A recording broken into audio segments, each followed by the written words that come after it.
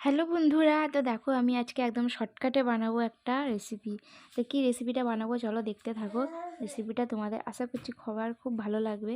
তো দেখো আমি শর্টকাটে একদম বানিয়ে ফেলবো আজকে বাড়িতে একদম রোল, তাও একদম সুস্বাদু টেস্টি রোল একবারে বানাবো। তো চলো বানাবো রোলটা। তার জন্য দেখো ময়দা নিয়ে নিলাম, আর ময়দা নিয়ে আর একটু এক বাটি মতন আটা নিলাম তার সাথে।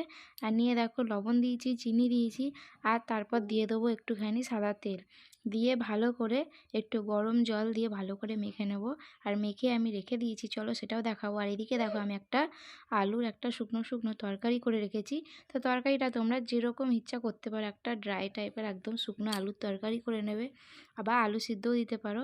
আর এদিকে দেখো স্যালাডের আমি সব কেটে রেখেছিলাম, শসা পেঁয়াজ টিয়াজ সবই কাটা হয়েছে। আর এদিকে আমি ডিমটা দেখো 5টা মতো নিয়ে নিয়েছি।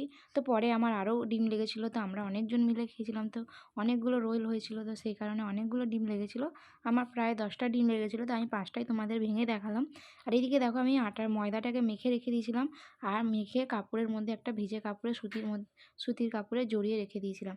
তো কত সুন্দর নরম আর সফট হয়ে গেছিলো। তারপর দেখো আমি রোলটাকে পুরো বেলে নিলাম। আর দেখো আমি ননস্টিকের সাইজেরই পুরো একদম রোলটা একদম বানাচ্ছি, পুরো ননস্টিকের যত বড় সাইজটা। তো ভালো করে আমি এপিট ওপিট করে ভালো করে আগে পরোটাটা মানে কি সেঁকে নিলাম, সেঁকে নিয়ে তারপরে দেখো ডিমটা দিয়ে দিয়েছি ননস্টিকে। আর দিয়ে ভালো করে এটা একদম মুচমুচে করে একবারে রোলের আমি ভেজে নেবো এটাকে। ভেজে নিয়ে তারপরে চলো দেখো তোমরা দেখতে থাকো। আর এদিকে আমি সব কিছু কেটে রেখে দিয়েছি স্যালাড, যেমন শসা, পেঁয়াজ, কাঁচা লঙ্কা, গাজর কুচি সব কিছু কেটে রেখে দিয়েছি। আর কেটে রেখে দিয়ে তারপর দেখো আমি রোলটাকে ভালো করে ভেজে নিচ্ছি। তো দেখো আমার মোটামুটি এপিট ওপিট করে ভালো করে ভাজবো।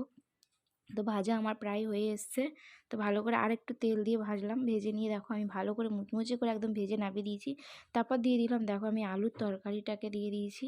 তারপর দিয়ে দেবো দেখো পেঁয়াজ কুচি, তার সাথে দিয়ে দেবো গাজর কুচি, আর তারপর দিয়ে দেবো একটুখানি শসা কুচি।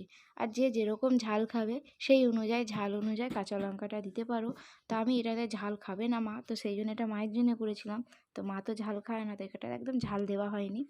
আর বাদবাকিগুলো আমরা যেগুলো ঝাল খেয়েছি, তো যে যেরকম ঝাল খাবে সেরকম দেবে। তারপর দেখো একটা মশলা ভাজা করে রেখেছিলাম, যেমন ধনে গুঁড়ো, জিরে গুঁড়ো সব দিয়ে ভালো করে মশলাটাকে ভেজে নিয়ে গুঁড়িয়ে নিয়েছিলাম শুকনো লঙ্কা দিয়ে।